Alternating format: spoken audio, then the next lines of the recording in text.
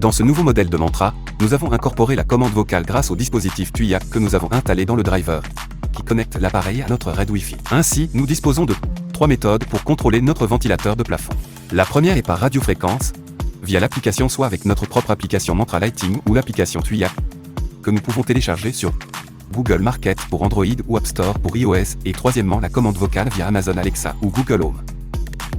Les fonctionnalités de la télécommande sont les mêmes que celles de son prédécesseur, le modèle Alisio. Nous contrôlons la température de couleur et l'intensité de la lumière, la puissance du ventilateur, ainsi que les 4 minuteries disponibles et le mode inversé pour l'hiver. Les mêmes fonctions sont contrôlables avec l'appareil de manière très intuitive.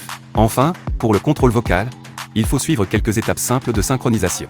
Une fois que nous avons installé l'application Tuya, nous ajoutons éclairage, dispositif d'éclairage. Lorsque cela clignote, sélectionnez rapidement, entrez le mot de passe Wi-Fi et confirmez. N'oubliez pas que pour mettre Tibet en mode appairage, vous devez allumer et éteindre l'interrupteur mural 2 fois, puis la rallumer, c'est-à-dire l'éteindre et l'allumer à nouveau. La lumière clignotera 3 fois et après quelques secondes, elle commencera à clignoter rapidement, ce qui signifie qu'elle est déjà en mode d'appairage. Celui qui a synchronisé le Tibet pourra le partager avec les autres membres de la famille via l'application Tuya, de sorte que ce processus d'appairage ne doit être effectué qu'une seule fois.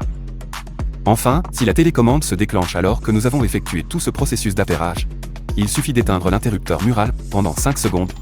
Lorsque vous la rallumez, d'appuyez doucement sur le bouton central de la télécommande pendant 5 à 6 secondes jusqu'à ce que la lumière clignote 3 fois pour indiquer que l'appairage a réussi.